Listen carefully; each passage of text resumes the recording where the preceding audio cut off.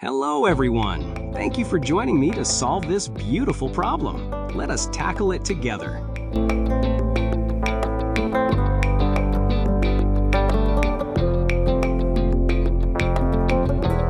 Step 1. Look at the details. When we solve a math problem, the first step is to look at the details. What are we given and what can we figure out from that information?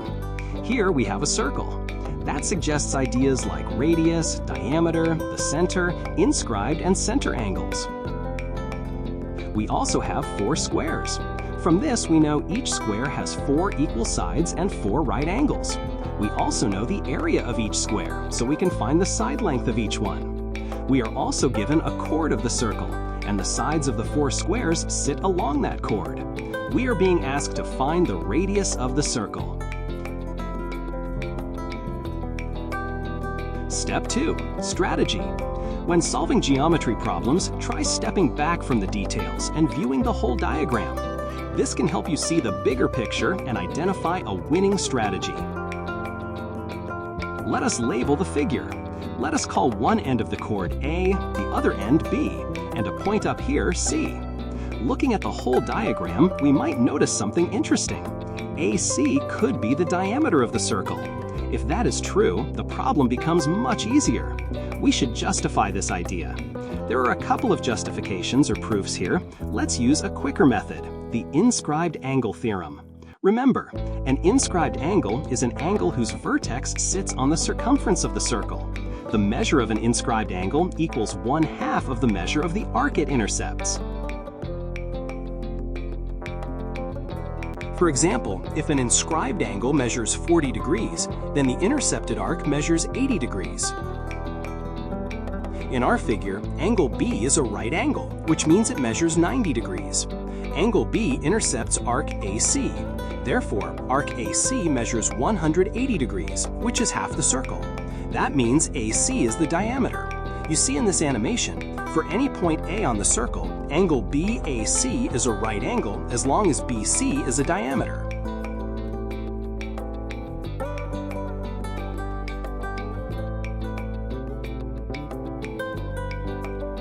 Step 3. Action. Because we know each square's area, we can find each square's side. Square with area 1. Side equals root 1, which is 1. Square with area 2. Side equals root 2. Square with area 3. Side equals root 3. Square with area 4. Side equals 2. AB is the sum of these squares' sides. That is 1 plus root 2 plus root 3 plus 2. Combine the whole numbers to get 3 plus root 2 plus root 3. BC equals 2, since it is the side of the blue square with area 4. We now have a right triangle, ABC with the right angle at B. The Pythagorean theorem says c squared equals a squared plus b squared.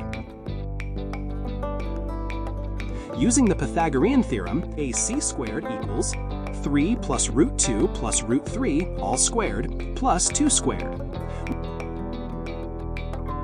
We can expand the bracket using this formula. A plus b plus c squared equals a squared plus b squared plus c squared plus 2ab plus 2bc plus 2ca. So ac squared equals 3 squared plus root 2 squared plus root 3 squared plus 2 times 3 times root 2 plus 2 times root 2 times root 3 plus 2 times root 3 times 3, plus 4. That is 9 plus 2 plus 3 plus 6 root 2 plus 2 root 6 plus 6 root 3 plus 4. Therefore, AC squared equals 18 plus 6 root 2 plus 2 root 6 plus 6 root 3. AC equals root of 18 plus 6 root 2 plus 2 root 6 plus 6 root 3.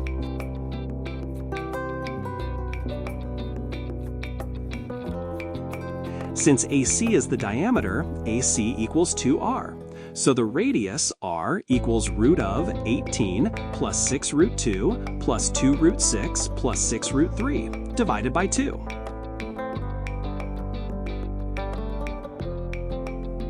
If you want a decimal value, you can evaluate that with a calculator. I hope you enjoyed this problem.